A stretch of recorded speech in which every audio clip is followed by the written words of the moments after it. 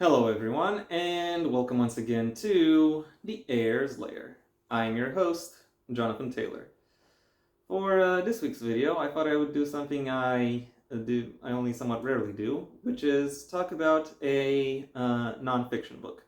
More precisely, I'm going to be talking about something that I talk about even more rarely. Namely, I think this is the first time I've done such a thing. It may be the only time, who knows? In that I'll be talking about a self-help book. That self-help book in question is Do What Matters Most by Rob and Steven Schallenberger.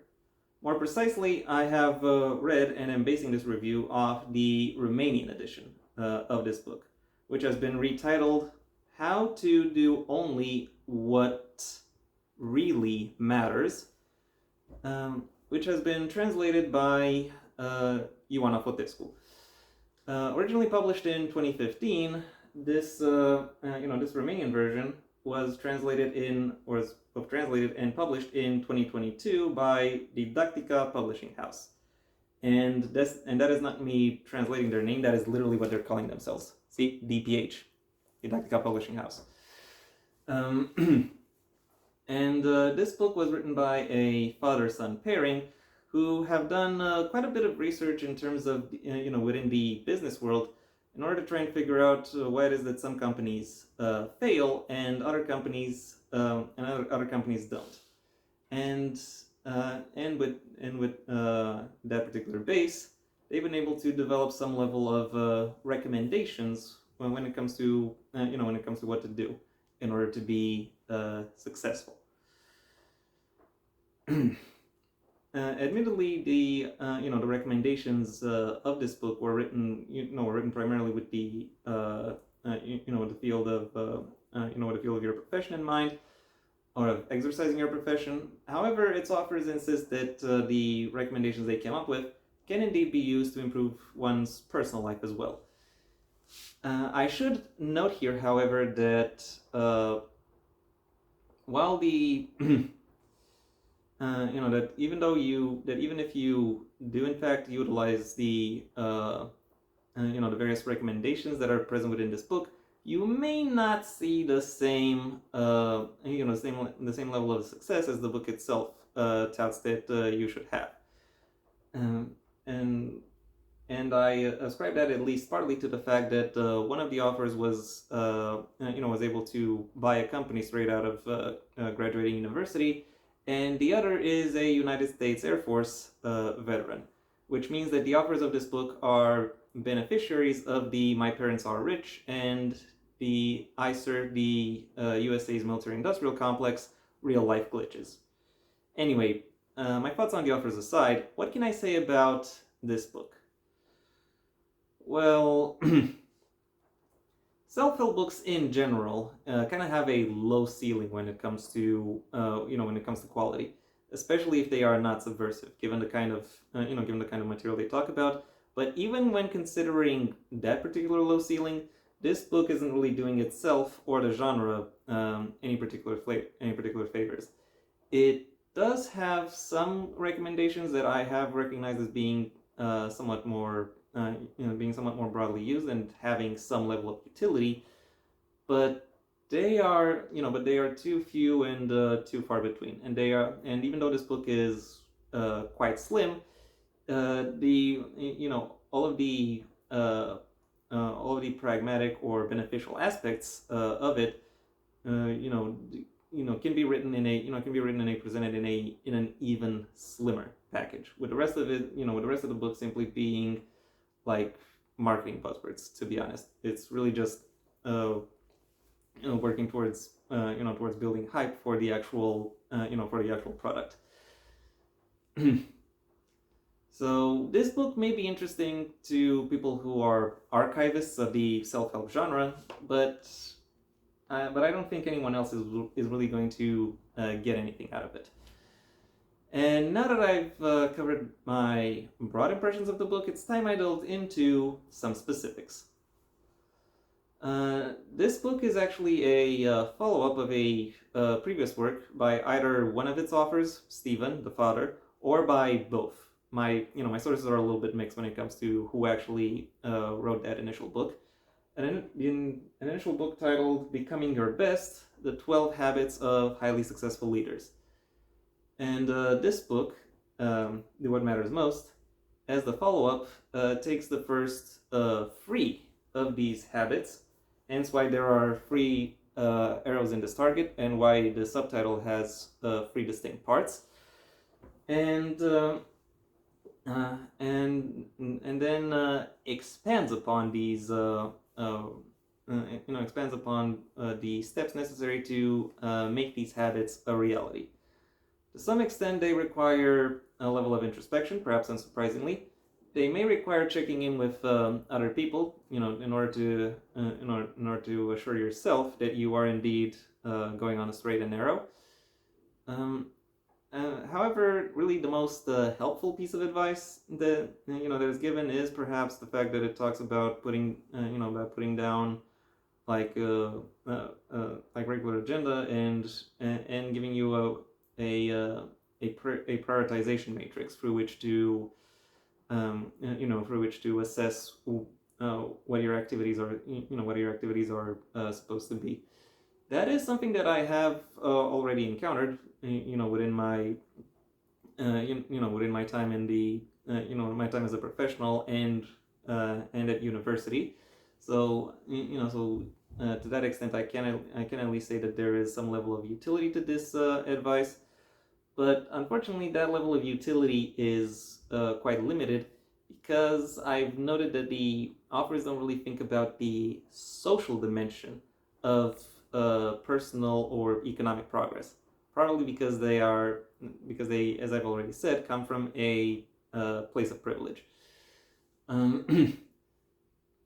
Rosa Parks and Dr. Martin Luther King Jr. are mentioned over the course of this book, for their anti-racism initiatives. But the book doesn't really talk about the fact that they not only knew each other, but actually worked together within a group of collective action in order to, change minds and move hearts. Yet, for some reason, the book decides to totally ignore these topics. I guess that is something these milquetoast lib Mormon businessmen, don't really bother themselves with. Even so, these are not, these two. The fact that these two, civil rights leaders are tokenized isn't really the biggest issue when it comes to this book, really presenting itself. These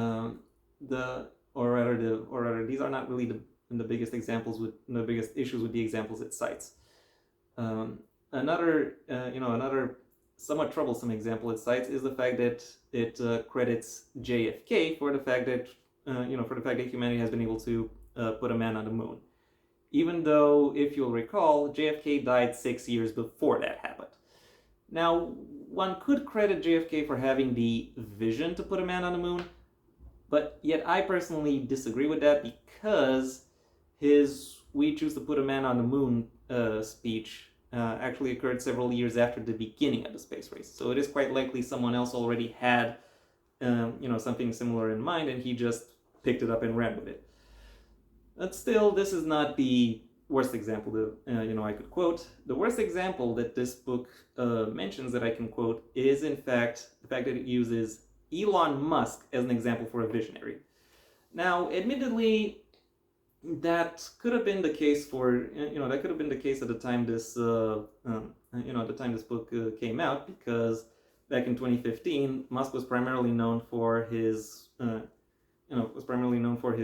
talks and his efforts, or more specifically his investments when it comes to electric cars and trying to make space travel commercially viable. However, I think it is safe to say that even at the time, it was quite clear that that Musk was at best an investor and a hype man. He wasn't really a researcher or an engineer or any other kind of innovator, really.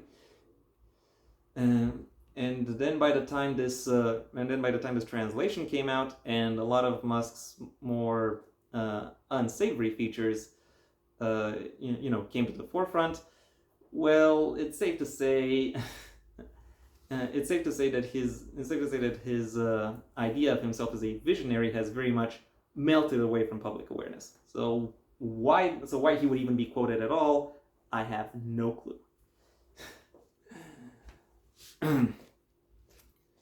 However, it is not because of bad examples that that this book that this book doesn't really live up to its really live up to its promise. Bad examples are why it aged poorly, even though it's only 11 years old.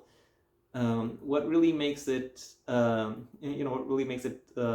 fail as a self-help book, maybe not massively so, but noticeably so, is in how it uses its testimonials, because there are various testimonials strewn throughout the book, and all of them are spread too thin. All of them are filled with a lot of marketing lingo and stuff like that.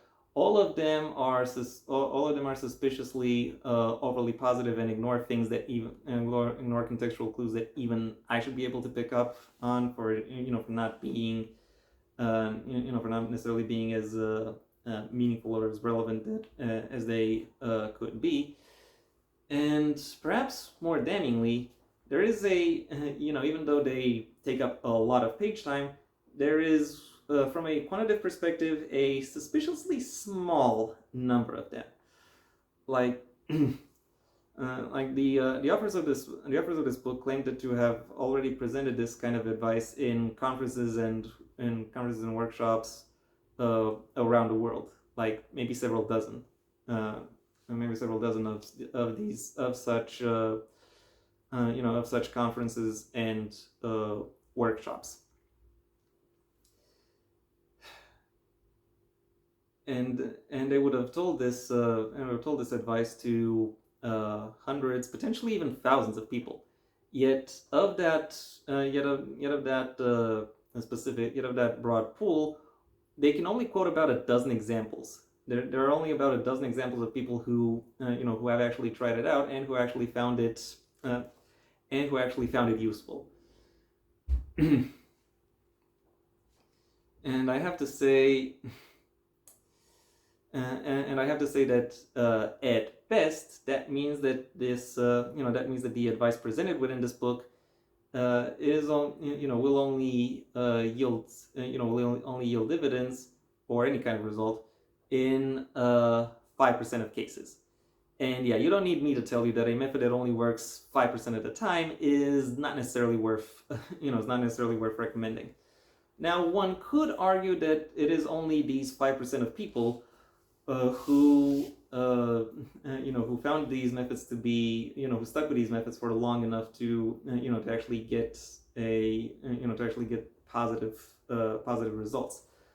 But that is still a bigger condemnation, because if only 5% of people can actually use the methods you are talking about, well then they aren't really good, broad, or really particularly helpful